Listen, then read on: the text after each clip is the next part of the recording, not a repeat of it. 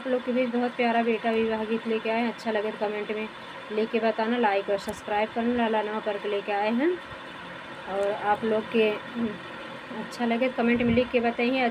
हम आप लोग के मनपसंद भी अवधि में गाना ज़रूर सुनाओ। और भैया आप लोग प्यार दुलार की बहुत ज़्यादा कमी है, मन लगा के सुनत जाइए, अपन प्यार दुलार भरपूर दे जाइए, अपन आशीर्वाद बनाए रहिए। और सभी दोस्तों से यही विनम्र निवेदन है कि सबको सपोर्ट कर रहे हैं आप लोग, हमारा सपोर्ट करें। और आप यूट्यूब फैमिली हमारी है, हम भी उन्हें आपसे जुड़े हुए हैं। अपना आशीर्वाद भरपूर ऐसे लुटाते रहना भैया। हम आपके पे लेके आ रहे हैं आपके अवधि में बेटा विवाह गीत। का देखी मलिया हो बगिया लगाए सी, का देखी भरा मेड़राई रे ललनवा। अरे का देखी भरा मेड़राई रे ललनवा।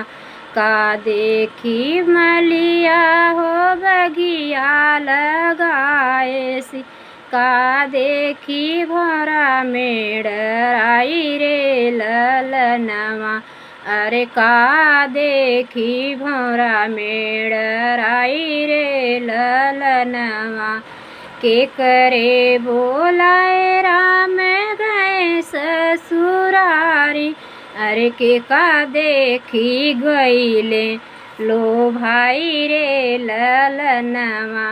अरे के का देखी गईले लो भाई रे ललनवा। पानी देखी मलिया हो बगिया लगाए सी, फूल देखी भरा मेड़राई रे ललनवा। अरे फूल देखी भरा मेड़राई रे ललनवा। सासू के बोलाए राम गए ससुरारी। अरे सीता जी के देखी लो भाई रे ललनवा। अरे सीता देखी गईले लो भाई रे ललनवा। अरे सीता देखी गईले लो भाई रे ललनवा। पाँच ही पान सीता भजिया बनाई। अरे दिहली हैं थारी में परोसी रे ललनवा। अरे रुचि रुचि दीही हैं परोसी रे ललनवा। इहई जेवनवा तू जेव मोरे रघुवर, जन्म सफल होई जाई रे ललनवा।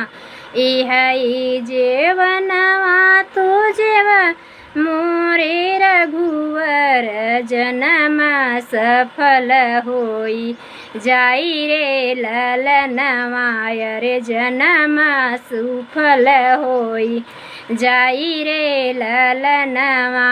का देखी मलिया हो बगिया लगाए सी, का हो देखी भौरा मेड़राई रे ललनवा।